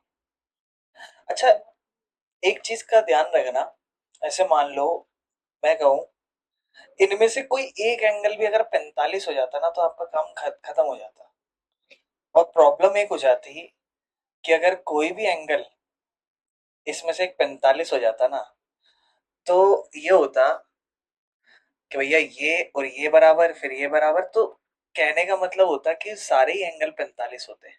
तो आप एक बात समझ जाओ, इस केस में कभी भी आपको 45 डिग्री एंगल आ ही नहीं सकता जिसमें बेस सेम हो, क्योंकि अगर एक 45 आ गया मतलब ये दोनों बराबर, ये दोनों में तो सब सब बराबर ही हो जाएगा, हाइट टावर सब एक ही चीज हो जाएगी, घर की हाइट सेम, सब चीज सेम, तो इसलिए इसमें 45 डिग्री का कोई केस नहीं आया, और आगे जाके भी कोई केस नहीं आएगा। अब इसके बाद अगला केस में हर्षद क्या कर देगा, मैंने आपको बोला ना कि एक तो दो टावर आमने सामने रख दिए, एक के यहाँ नीचे से देख रहा है, एक के यहाँ नीचे से देख रहा है, अगली बार क्या करेगा, मोहल्ले में बीच में जाके खड़ा हो जाएगा, इसको यहाँ से देखेगा, इसको यहाँ से देखेगा, इस तरीके से काम करेगा। तो क्वेश्चंस का लेवल बढ़ता जाएगा, ये एक लेवल ही बढ़ता जा रहा है, आप इसे समझो कि ये लेवल ही है, कि अभी आप एक बेसिक क्वेश्चन देखिए, और ये बहुत आसान क्वेश्चन था, इसमें कुछ था नहीं, ठीक है ना। ये एक टाइप था, अब इसी टाइप का चलेगा जहां नीचे बेस से कनेक्ट किया जाएगा ऊपर को आपस में, ठीक है। चलें आगे, क्लियर है, किसी को कोई दिक्कत तो नहीं है। आप जब नेक्स्ट क्वेश्चन देखोगे तो आपको नेक्स्ट क्वेश्चन में क्या कहता है, कहता है दो पोल्स हैं और दोनों का हाइट बराबर है, मतलब एक रोड होगा और दो दो पोल हैं और दोनों का हाइट बराबर है, यानी कि अगर दोनों को एक दूसरे के बिल्कुल नीचे से देखे तो एंगल सेम बनेगा, अदरवाइज तो नहीं, ठीक है ना। लेकिन क्या कह रहा है, दो पोल हैं और दोनों एक दूसरे के रोड के अपोजिट साइड पे है। बोले बीच में ऐसे रोड चल रहा है और रोड के ऐसे बीच में यहाँ पे एक साइड ये अपोजिट, एक साइड ये इस तरीके से है। चलो खैर, हमें इस पे नहीं बात करनी। आपको कहता है रोड 80 मीटर चौड़ा है। ओके, ठीक है। फिर आपसे क्या कह रहा है? कह रहा है रोड के किसी एक पॉइंट से यहां से मान लो या फिर यहां से कहीं से भी आप अगर यहां से मान रहे हो तो यहाँ टॉप है। रोड के किसी भी एक पॉइंट से अगर आप देखोगे तो एक पे मतलब इस तरफ ऐसे, अब एक चीज सोचो, आप बिल्कुल बीच में तो हो नहीं, आप रोड के किसी एक पॉइंट पे हो तो वो हो सकता है किसी एक पोल के पास हो और किसी दूसरे से दूर हो, जैसे हमने यहाँ बना लिया। अब यहाँ पे आप क्या कर रहे हो, किसी एक को देखोगे तो थोड़ा दूर होगा। जैसे मान लो फॉर एग्जांपल मैं यहाँ पे खड़ा हूँ और मैं अब इस कॉर्नर को देखता हूँ तो ये मेरा, जैसे मान लो सामने देख के अब इतना ओपन हुआ फेस, ठीक है। और अब मैं इसी पॉइंट को यहाँ से इतना देखो, इससे ज्यादा मेरा फेस ओपन नहीं हो पा रहा। इस मेरे हाथ को देखो मेरे साथ साथ, इससे ज्यादा मैंने ओपन नहीं करा। लेकिन मैं इसी पॉइंट से जब मैं यहाँ देख रहा हूँ ऐसे, तो आप क्या समझ पा रहे, इंक्लाइनेशन जो एंगल है वो यहाँ ज्यादा बढ़ रहा है जिसके मैं करीब हूँ। तो ये वाला एंगल कितने डिग्री होगा मेरे भाई? दो एंगल है, एक 60 है और एक, कोई दिक्कत तो नहीं है ना? क्लियर है ये चीज? अब आपको क्या बोला उसने? उसने हाइट मांगी है पोल्स की, है ना? ये हाइट मांगी है ना मेरे ख्याल से। हाँ, अब एक चीज समझो, ये जो होगी वही ये होगी, ये जो हाइट है वही ये हाइट है। तो आप एक चीज, ए वैसे तो इसे ए बी सी डी ई लिख सकते हो और आप चाहो तो इसे एक्स और एक्स मान सकते हो क्योंकि एक कंक्लूजन है। नहीं तो आप ये लिख सकते हो कि ए बी और डी बराबर है। हम एक्स भी मान सकते हैं, हम एक्स मान लेते हैं, चलो इस क्वेश्चन में मान के एक बार एक्स मान के चल लेते हैं इस तरीके से, ठीक है। और ध्यान से समझना, इन दोनों को जोड़ के कितना आता है? 80 आता है। अगर ये 20 हुआ तो ये 60 होगा, है ना? अगर ये 30 हुआ तो मिष्टी ये कितना होगा? अगर ये 15 हुआ तो ये कितना होगा? 65। अगर ये 10 हुआ तो ये कितना होगा? अगर ये y हुआ तो ये पूरे 80 में से y कम होगा, है ना? ये बात समझ, प्लस नहीं माइनस। अच्छा अच्छा, तो ये पूरा 80 है और ये अगर y है तो ये बचा हुआ जो होगा ना ये 80 माइनस y होगा। क्या आप ये बात समझ पा रहे हो? क्लियर है ना? बढ़ने का नहीं समझ में आई नहीं बात? आगे, अच्छा ठीक। तो क्लियर है ये चीज, ठीक है ना? अब अपने को करना क्या, ये एक्स निकालना है तो आप पहले इस ट्रायंगल में काम कर लो, इस ट्रायंगल में काम कर लो और दोनों की ये जो एक्स एक्स है इनको बराबर रख दो, हो जाएगा। नहीं तो आप इसको छोड़ दो, कोई नहीं, आप हाइट ही समझ जाओ क्योंकि ए बी और डी तो बराबर ही है। इस ट्रायंगल में काम करेंगे, triangle A B C, tan 60 degree, perpendicular A B upon में बेस वाई। 60 डिग्री बोले तो √3 is equal to A B upon में वाई √3, है ना? सही है। इसके बाद इस ट्रायंगल में काम करते हैं, D C in triangle D C E, perpendicular upon base 10 30 degree, perpendicular upon base, perpendicular बोले तो डीई, बेस बोले तो 80 माइनस वाई, और 10 30 डिग्री इज इक्वल टू 1/√3। इसको यहां ले जाओ, बस डीई हो जाएगा आपका 80 माइनस वाई अपॉन में √3। ये आपका ए बी और ये आपका डी दोनों हाइट है, दोनों को बराबर रखो, आपको पता है बराबर है। तो जब आप इस वाली वैल्यू और इस वाली को बराबर रखोगे तो ये कुछ ऐसा होगा, ये होगा √3y बराबर में 80 माइनस वाई और ये होगा √3। ये इधर जाएगा, √3 और √3 हो जाएगा 3y, 80 माइनस वाई, माइनस का y इधर आएगा, 3y प्लस में y बराबर में 80, 4y बराबर में 80, y इज इक्वल टू 80 बटे में 4, answer is 20। This is 20 metre and this is 60 metre. Actual में तो शायद हमें हाइट चाहिए थी ए बी, तो ए बी आपका कितना हो जाएगा? 20√3, काम खत्म। क्लियर है? समझ में आ गया? कर लो। देखो मेन है लैंग्वेज समझना, कैलकुलेशन तो फिर भी ज्यादा बड़ी नहीं होगी।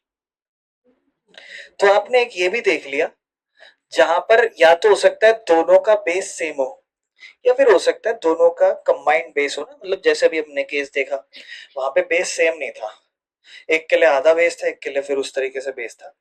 कितने क्वेश्चन हो गए? 10वां हुआ है ना ये। अब हमें 11th करना है ना, 11th करना है ना।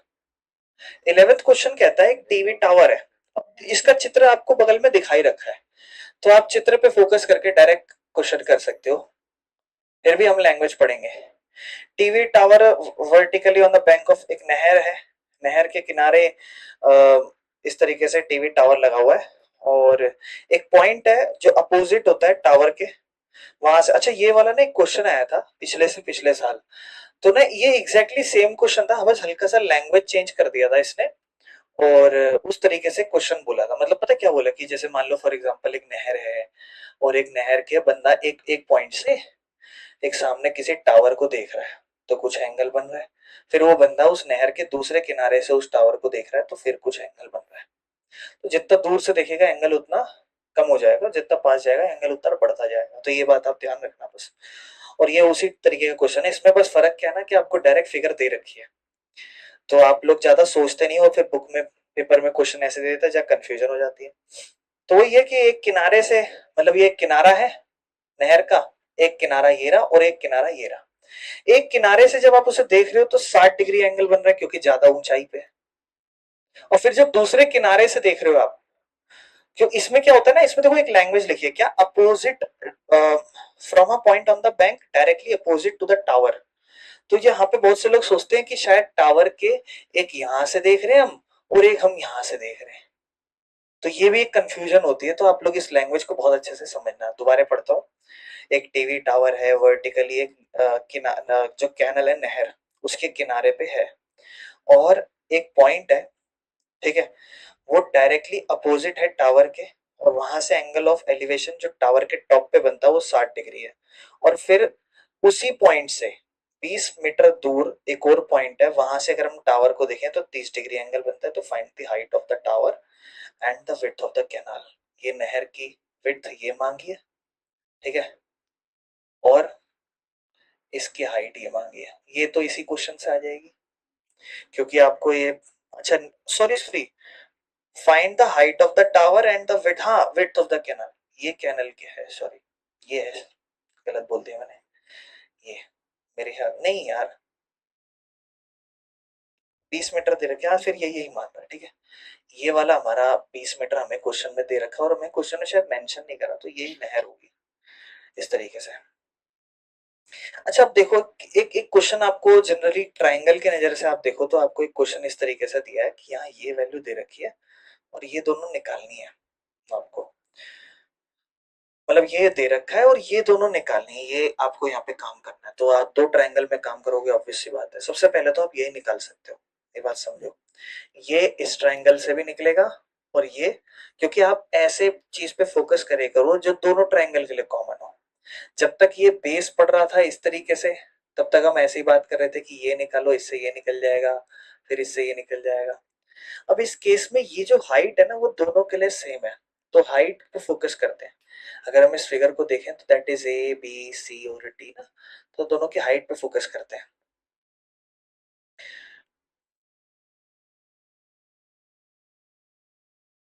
एक और चीज आप समझ सकते हो वो ये, जो एक गुब्बारे वाला, पता नहीं कौन सा क्वेश्चन दे गए थे हम स्टार्टिंग में, चौथा या पांचवा क्वेश्चन, वो भी एग्जैक्टली ये था। जब 1.2 मीटर टॉल बच्चा था, और वो 30 डिग्री एंगल से देख रहा था, फिर थोड़ा आगे जाके 60 डिग्री एंगल, दो अलग अलग एंगल से देख रहा था।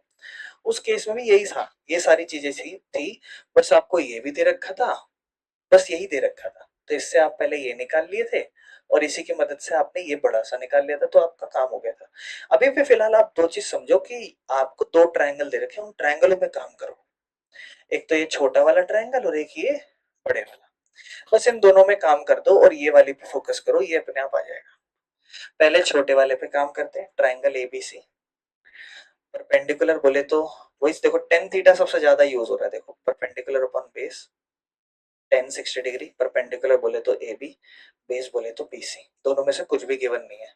इसको √3 लिख दो, ये बी सी उधर चला जाएगा, √3 B C is equal to A B. पहला ट्राइंगल का काम खत्म। फिर बड़े ट्राइंगल पे आएंगे। आपको डाउट हो तो आप इसको एक्स भी लिख सकते हो, ताकि आपका क्वेश्चन आसान रहे। आप चाहो तो, आपकी मर्जी है, आप चाहो तो। फिलहाल हम लोग बड़े वाले ट्राइंगल में काम करें तो हम लिखेंगे in triangle A B D बड़े वाला। इसमें हम लिखेंगे tan theta is equal to perpendicular upon B B base. Tan की जगह आप लिख लोगे यहाँ पे परपेंडिकुलर की जगह फिर से ए बी, और बेस की जगह आप इस बार लिखोगे पूरा बी डी। और बी डी को आप चाहो तो दो हिस्सों में बांट के लिख सकते हो। बी डी को 20 प्लस बीसी ऐसे लिख सकते हो, 20 प्लस बीसी, ताकि बीसी जैसी चीजें रेलिवेंट रहे। ठीक है, 1/√3 ए बी अपॉन में 20 प्लस बीसी, इसको यहां ले जाओ, 20 plus BC by √3 is equal to A B. देखो दोनों तरफ ए बी है, इस तरफ और इस तरफ, ये दोनों को आप सॉल्व कर लो, बेसिक्स है, कुछ भी नहीं है। ये क्या है आपका √3 BC बराबर में ये क्या है आपके पास 20 जमा में BC अपॉन में √3, ये इधर जाएगा √3 और √3, 3BC इज इक्वल टू 20 जमा BC, ये इधर आएगा 3BC माइनस सिर्फ BC बराबर में 20, 2BC is equal to 20, BC is equal to 20/2, answer is 10। BC आपके पास 10 मीटर आ चुका है, BC को यहाँ पे रख दो, ए भी आपका आ जाएगा 10√3। तो कितना ही आसान है, तो कुछ भी नहीं है, बेसिक बेसिक सी चीजें। आप बस दो ट्रायंगल देख पा रहे हो, काम कर लोगे। नेक्स्ट क्वेश्चन नंबर 13, इसका सबसे बेस्ट तो क्वेश्चन नंबर 15 है। क्वेश्चन नंबर 13 गया, ध्यान से सुनना।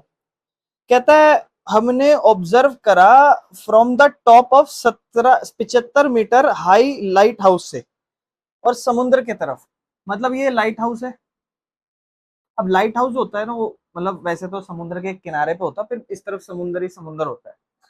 तो ये 75 मीटर ऊंचा लाइट हाउस था, वहां से हम ऑब्जर्व कर रहे हैं टॉप पे खड़े होके ऐसे, और हम देख रहे हैं दो जहाज हैं, और दोनों जहाज पे जो एंगल ऑफ डिप्रेशन बन रहा है, यानी कि नीचे की तरफ देख रहे हैं, इसका मतलब हम एक 30 डिग्री बन रहा है और एक 45 डिग्री बन रहा है, और एक जहाज दूसरे के बिल्कुल पीछे ही आ रहा है, और दोनों सेम साइड पे ही आ रहे हैं। तो कह रहा है फाइंड द डिस्टेंस बिटवीन उन दो जहाजों के बीच में क्या फर्क है। तो देखो यहां से हम खड़े, यहां से हमने एक जहाज देखा और फिर उसके पीछे एक और जहाज आ रहा था। और अब देखो समझो, आप पहले जब भी आप एंगल ऑफ डिप्रेशन बनाओ तो आप डायरेक्ट नीचे के एंगल नहीं लिखते, वो ऊपर के एंगल डिस्क्राइब करता है। तो आप पहले ना क्या करना है, एक स्ट्रेट लाइन बनाना सीधा, और अपने एंगल को समझना।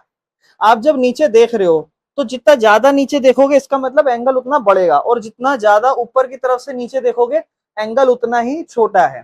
तो दो एंगल बन रहे हैं, एक 30 डिग्री बन रहा है और एक शायद 45 डिग्री बन रहा है ना। तो पहले जो दूर वाला जहाज है उस पर 30 डिग्री बन रहा होगा, यानी कि थोड़ा ही मुंडी नीचे करा, और जिसपे 45 डिग्री बन रहा है वो ज्यादा पास वाला है। अब यही सेम अल्टरनेट, क्योंकि देखो पैरेलल फिगर जा रही है, पैरेलल फिगर जा रही है, तो ये वाली लाइन से ये वाला एंगल 45 बन जाएगा, और ये वाली लाइन से ये वाला एंगल 30 डिग्री बन जाएगा। और कोई भी जहाज, मान लो ए जहाज बी जहाज इस तरीके से है, उसने तो बस ये पूछा है इन दोनों के बीच में फर्क बता दो। तो आप क्या करोगे, दो ट्रायंगल के बीच में काम करोगे, और दोनों ट्रायंगल की एक की बेस निकलेगी और दूसरे की भी बेस निकलेगी, बड़े वाले बेस में से ये वाला बेस घटा दोगे, ये आपका आंसर हो जाएगा। और एक बढ़िया चीज ये हो जाती है कि ये 45 डिग्री है, इसकी वैल्यू 75 है, तो मनीष मेरे भाई इसकी वैल्यू भी कितनी होगी, ये बात आप समझ पा रहे हो। ये तो आप डायरेक्ट भी लिख सकते हो, नहीं तो आप सबसे पहले इस ट्रायंगल में काम करना, ए बी सी और डी, ठीक है ना। और आप सबसे पहले लिखना in right angle triangle A B C, same वही tan theta is equal to perpendicular upon में बेस। टेन थीटा की जगह 10 45 डिग्री, परपेंडिकुलर बोले तो ए बी जो कि 75 है, और वो बेस बोले तो बी सी। 10 45 1 होता है, ए बी मतलब 75 अपॉन में बी सी, इधर चला जाएगा, ये बी सी की वैल्यू आपकी 75 मीटर आ जाएगी, यानी कि ये वाला आपका आंसर 75 मीटर आ चुका है। आपका काम खत्म हो गया। अब आपको बड़े वाले ट्रायंगल ए बी डी के अंदर चलना है, तो आप लिखोगे in triangle A B D, बड़े वाले ट्रायंगल में सेम वही tan theta is equal to perpendicular upon base होता है, थीटा की जगह 30 डिग्री, परपेंडिकुलर बोले तो सेम 75, और बेस बोले तो आप दो चीज कर सकते हो, या तो दिस प्लस दिस लिख सकते हो। फॉर एग्जांपल आपको ये निकालना है, इसको एक्स लिख सकते हो। आप कैसे लिख सकते हो, 75 जमा में एक्स, समझ रहे हो ना। 10 30 होता है आपका 1/√3, ये है 75 अपॉन में 75 जमा में एक्स, इसको इधर इसको इधर, 75 जमा x इससे भिड़ेगा तो 75 जमा x हो जाएगा, और 75 रूट 3 से भिड़ेगा तो 75 रूट 3 हो जाएगा। 75 को उधर भेज दो, x is equal to 75 root 3 minus में 75, x की वैल्यू 75 कॉमन, अंदर बचेगा root 3 minus 1, this will be the value of x। बस खत्म, और कुछ भी नहीं है इसमें, इतने का कर लो इस क्वेश्चन को। अब क्वेश्चन नंबर 14 जो है ना, वो बिल्कुल क्या कहते हैं, जैसे हमने पहले टाइप करा था सेम वही है, ठीक है। 1.2 मीटर टॉल एक लड़की है, और उसने हवा में उड़ते हुए बलून देखा, ठीक है ना। तो सबसे पहले ये जमीन है, और यहां से इसने, इस लड़के की हाइट होगी जैसे, ठीक है, 1.2 मीटर, और यहाँ से ये बलून को देख रहे हैं उड़ते हुए। अच्छा, बलून की जो हाइट बताइए ना, वो हॉरिजॉन्टल बताइए, यानी कि कहीं पे मान लो फॉर एग्जांपल यहाँ उड़ रहा है, तो यहाँ से हॉरिजॉन्टल हाइट मतलब ये वाली हाइट है, यहाँ उड़ रहा है, और ये हाइट इज 88.2 मीटर, ठीक है। फिर आपसे कह रहा है angle of elevation from the balloon from the eyes of the girl at any instant is 60 degree.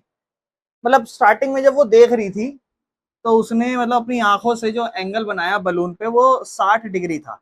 अब वही जायज बात है कि सामने होगा नजर, और फिर इससे ऊपर करके, यानी कि इसको आप थोड़ा ऐसे बना लो, और फिर यहां से ये एंगल 60 डिग्री है। फिर इसके बाद क्या हो रहा है, कुछ समय बाद जो हाइट है ना, मतलब अभी जो है एंगल 60 डिग्री बन रहा है, वो आगे जाके एंगल 30 डिग्री बन जाता है। अब ये दिमाग आपको लगाना है कि बलून यहाँ पे आएगा या यहाँ पे आएगा। तन में मेरे भाई तुम बताओ, बलून यहाँ पे आएगा या यहाँ आएगा? क्यों?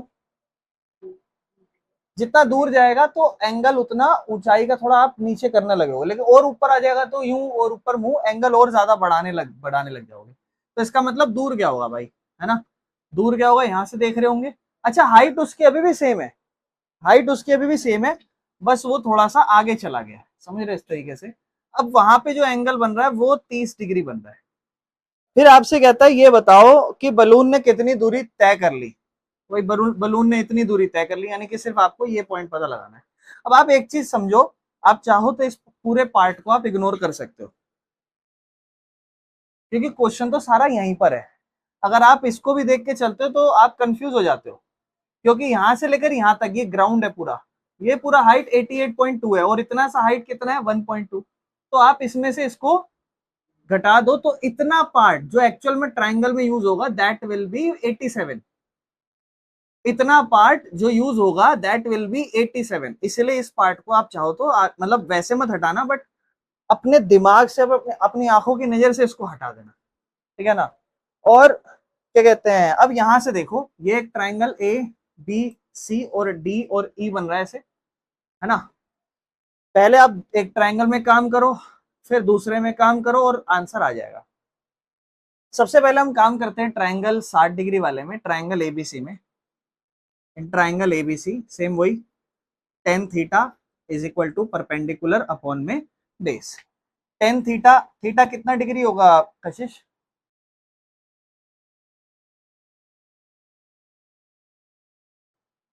सिक्सटी डिग्री होगा, और परपेंडिकुलर आपका 87 होगा, और बेस आपका बीसी होगा, ठीक है ना। क्लियर है? क्योंकि बेटा हम यहाँ देख रहे हैं, तो एंगल 60 डिग्री ये होगा। √3 इज इक्वल टू 87, और यहाँ बीसी, इन दोनों को क्रॉस कर दो, बीसी ऊपर और √3 नीचे। अभी क्योंकि आपका फाइनल आंसर नहीं है, तो इसे आप ऐसे ही रख सकते हो। फिर आप दूसरे ट्राइंगल में सी डी ई में काम करोगे, ठीक है ना। तो in triangle C D E, tan theta is equal to perpendicular upon base, tan theta की जगह 30 डिग्री, परपेंडिकुलर आपका फिर से 87, और बेस आपका इस बार इतना प्लस इतना, यानी कि बीसी और प्लस में बीडी आप लिख सकते हो, आपकी मर्जी। और आप चाहो तो इसको आप एक्स भी लिख सकते हो, है ना, ये आपकी मर्जी है। आप चाहो तो ऐसे लिख सकते हो, क्योंकि ये आपको चाहिए, आप लिख सकते हो बीसी प्लस में एक्स, ठीक है, क्योंकि एक्स चाहिए आपको। टेन 30 डिग्री होता है 1/√3 इज इक्वल टू में 87 अपॉन में बीसी प्लस एक्स। इसको इधर, इसको इधर, ये हो जाएगा 87√3, ये उधर जाके हो जाएगा बीसी प्लस एक्स। क्या आपको बीसी की वैल्यू पता है? हाँ जी, कितनी है? 87/√3, यहाँ लिख दो, और जमा में एक्स बराबर में 87√3। इसके बाद आप इसको वहां भेज दो, एक्स अकेला रह जाएगा, तो होगा 87√3 माइनस 87/√3। फिर आप यहाँ पर एलसीएम ले लोगे, 1 और √3 की गुणा √3 होगी, √3 और √3 3 हो जाएगा, 87 से गुणा होगा और माइनस 87 हो जाएगा। ठीक है, एक चीज का ध्यान रखना, ये 3 बार 87 है और ये 1 बार 87 है, तो जो आंसर बचेगा वो 2 बार 87 बचेगा। तो आप उसे डायरेक्ट 87 इंटू 2 भी लिख सकते हो चाहो तो, ठीक है ना, नहीं तो आप दोनों की मल्टीप्लाई करके लिख सकते हो। 2 7 जा 14, 2 8 जा 16 एंड 1 70, 174, यानी कि इन दोनों को माइनस करके आंसर 174 आएगा। फिर लास्ट में आपको सिर्फ रैशनलाइज करना है, ठीक है ना। तो x की वैल्यू 174 √3 अपॉन में 3, 7 4 11 और 1 12, 3 के पहाड़े में 1 नंबर पे, 3 के पहाड़े में 5 नंबर पे, 2 बचेगा 8 नंबर पे। तो x इज इक्वल टू 58√3 आपका आंसर हो जाएगा, ठीक है ना। बस और कुछ भी नहीं करना था इस क्वेश्चन में। देखो एक चीज का ध्यान रखना, जो क्वेश्चन सबसे अच्छा है ना वो लास्ट ही है, इससे अच्छा क्वेश्चन तो कोई है नहीं। और ये वाला क्वेश्चन जो है ना वो आपको केस स्टडी में भी दिखेगा। इस साल की अभी तक हमने कोई केस स्टडी देखी नहीं है, तो इस साल नहीं पता कैसा आया होगा, पर पुरानी केस स्टडी में तो देखो भर भर के है PYQ के अंदर। बहुत बढ़िया क्वेश्चन है, बहुत बढ़िया। और ध्यान से समझना आप लोग, एक हाईवे है और हाईवे आगे जाके एक जो है टावर को लीड करता है, फुट ऑफ टावर, यानी कि यहाँ टावर है और टावर पे खत्म हो जाता है हाईवे। आपको कहता है एक बंदा खड़ा हुआ टावर के टॉप पे, उसने गाड़ी को देखा। अच्छा, जब तक आंखों का इस्तेमाल ना हो तो समझ लो बिल्कुल टॉप से ही देख रहा है, कोई आंखें वाखें कोई एक्स्ट्रा हाइट नहीं है। तो उसने गाड़ी को देखा 30 डिग्री एंगल पे, 30 डिग्री इसका मतलब दूर है अभी, तो इसका मतलब यहाँ कहीं गाड़ी आ रही थी, यहाँ उसने देखा, इस पॉइंट पे उसने गाड़ी को देखा, यानी कि उसने अपनी आंखों से ये हिस्सा नीचे गिरा के 30 डिग्री ये देखा, जो कि अल्टरनेट के हिसाब से ये 30 डिग्री बन जाएगा। होता क्या है, जो गाड़ी इसके मतलब यहाँ आ रही है, धीरे धीरे ऐसे आ रही है, आगे आ रही है, फुट ऑफ टावर पे आ रही है और सेम स्पीड पे है, मतलब हर बार सेम स्पीड से आ रही है, कोई स्पीड में बदलाव नहीं है। 6 सेकंड बाद क्या होता है, टाइम बीत जाता है, यानी कि यहाँ है अभी, यहाँ से फॉर एग्जांपल यहाँ तक पहुंच गई 6 सेकंड में, ठीक है, 6 सेकंड में यहाँ तक पहुंच गई। अब बंदे ने जब गाड़ी को ऐसे देखा यूं धीरे धीरे आ रही है, तो गाड़ी अब जो एंगल ऑफ डिप्रेशन बना रही है वो 60 डिग्री बना रही है, जो कि अल्टरनेट से यहाँ भी 60 हो जाएगा। आपसे कह रहा है कितना टाइम लगेगा गाड़ी को इस पॉइंट से यहां पहुंचने में, मतलब इस पॉइंट से यहां पहुंचने में कितना टाइम लगेगा। दिक्कत पता है क्या हो जाती है, इस क्वेश्चन में ये पूछ लेता कि यहां से यहां कितना डिस्टेंस बचा है तो बढ़िया रहता, लेकिन इसने तो पूछ लिया टाइम। प्रॉब्लम हो गई ना, यहाँ टाइम वाला खेल आ गया। और एक और चीज समझो, उसके अलावा आपको क्वेश्चन में कुछ गिवन भी नहीं है। एक और चीज देखो आप, ना ये बताया इसकी हाइट कितनी है, बताया यहाँ कितना चले, ये कुछ भी गिवन नहीं है।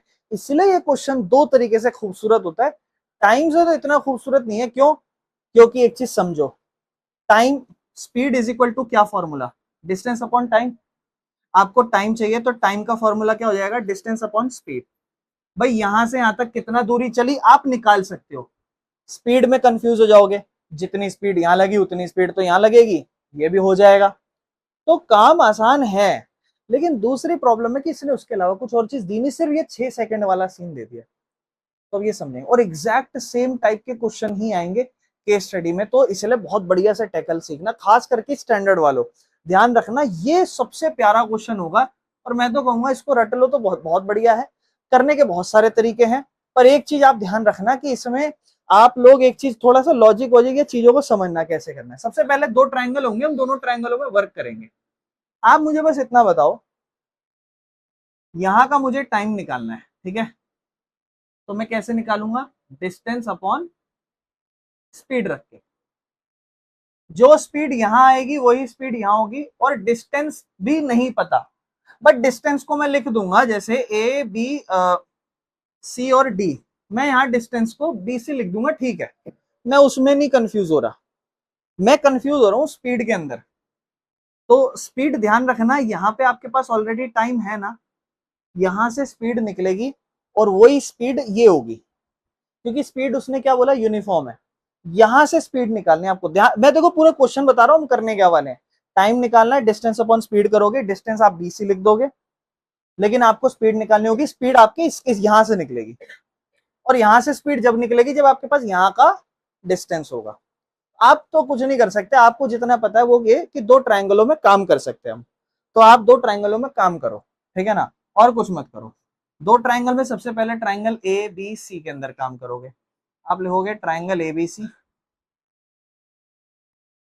Ten theta is equal to perpendicular upon base, tan 60 degree, perpendicular बोले तो ए बी अपॉन में बी सी, 60 डिग्री √3 होता है, बीसी इसके पास चला जाएगा, BC √3 is equal to A B. इतना ही काम हो पाया पहले में, छोड़ दो। दूसरे ट्रायंगल में triangle A B D, tan theta is equal to perpendicular upon base, tan 30 degree is equal to perpendicular फिर से ए बी, और बेस बोले तो आप बीसी प्लस सी डी लिख सकते हो चाहो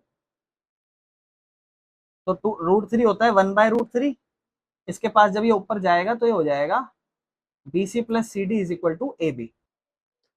आप एक और चीज इस क्वेश्चन में समझना, मैं आपको ये बात ना जब पेपर में भी आ जाए क्वेश्चन या टेस्ट में भी आ जाए, तो जब यहाँ पहुंच जाओ ना आप लोग, तो ये वाली जो मैं बात कह रहा हूँ इसको याद रखना कि जब आप यहाँ पहुंच जाओ तो मोस्टली केसेस में आप देखते हो जैसे यहाँ भी ए बी है, यहाँ भी ए बी है, तो आप क्या करना, इन दोनों ए बी को ना आपस में बराबर रखना, ताकि दो एल्जेब्रा के बीच में या दो लोगों के बीच में रिश्ता बैठ जाए। किन दो लोगों के बीच में, एक तो इसके बीच में और एक इसके बीच में, और इसको जान पूछ के बीसी और सीडी लिखना, पूरा बीडी मत लिखना। A B is equal to BC plus C D, ये √3 और ये वाला।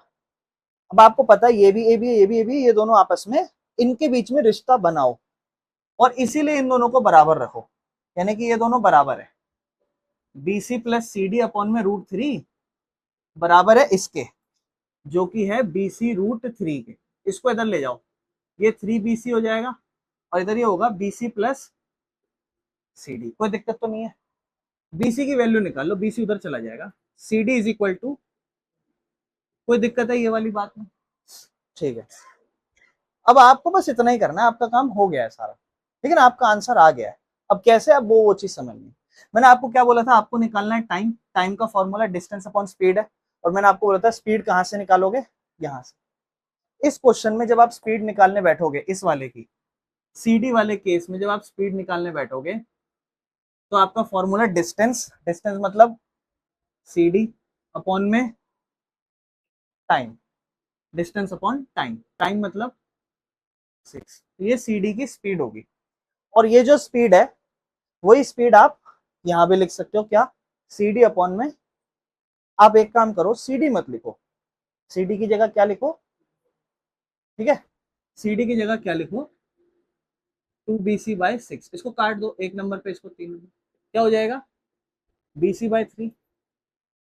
आपको इसका क्या चाहिए, टाइम, इसके टाइम का फॉर्मूला क्या है, डिस्टेंस अपॉन, ये बताओ इसका डिस्टेंस कितना, BC, इसका डिस्टेंस कितना है, BC है ना, लिख दो, और स्पीड कितनी है,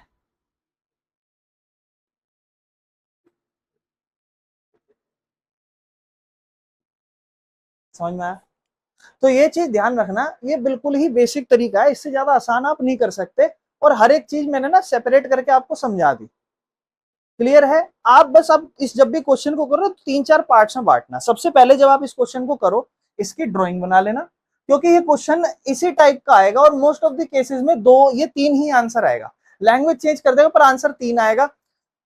यहाँ 12 कर देगा तो यहाँ 6 आ जाएगा, यहाँ 18 कर देगा तो यहाँ 9 आ जाएगा, आधा ही आएगा, ये बात ध्यान रखना, ठीक है ना। आपको क्वेश्चन 30 और 60 का ही देगा। अब चीज क्या आपको याद रखनी, मैं फिर से समझाता हूँ। ये तो पता है आपको ट्रायंगल में काम करना है, वो तो ठीक है, उसको छोड़ दो। आप समझो यहाँ निकालना क्या है, टाइम। तो सबसे पहले इस क्वेश्चन में आप यहाँ टाइम निकालने वाले हो, इसका फॉर्मूला लिख देना, डिस्टेंस अपॉन स्पीड। घबराना नहीं, आपको बस ये बेस्ट स्टेप्स बता रहा हूँ, ये याद रखना, डिस्टेंस अपॉन स्पीड। इसके बाद दूसरा याद रखना कि यहाँ टाइम 6 सेकंड है, ये जो स्पीड है वो यूनिफॉर्म है, ये वाली बात याद रखना। तो स्पीड यहीं से निकलेगी, और इसके बाद आप दोनों ट्रायंगलों में काम करना, और इसके बीच में रिश्ता बनाना। दोनों तरफ ये भी ए बी, ये भी ए बी, दोनों को आपने यहाँ बराबर रखा, बराबर रख के आपने CD को 2 टाइम्स ऑफ BC का, मतलब CD जितना भी है ना BC उसका 2 गुना है, मतलब सॉरी उल्टा बोल दिया मैंने, CD जो है वो 2 गुना है BC के। ये चीज आपका एक रिश्ता आ जाएगा, फिर इसको छोड़ देना, ये रिश्ता यहीं से बनेगा इनसे, और फिर आप यहां से स्पीड निकाल लेना, क्योंकि मैंने आपको बोला था स्पीड चाहिए। स्पीड आपकी BC/3 आ गई, और डिस्टेंस आपका ये है ही BC, अपॉन में BC/3, BC से BC कटा, ये नीचे 3 था, ऊपर जाके ऊपर 3 बन जाएगा, सेकंड्स हो जाएगा, काम खत्म। क्लियर है? कर लो इस क्वेश्चन को।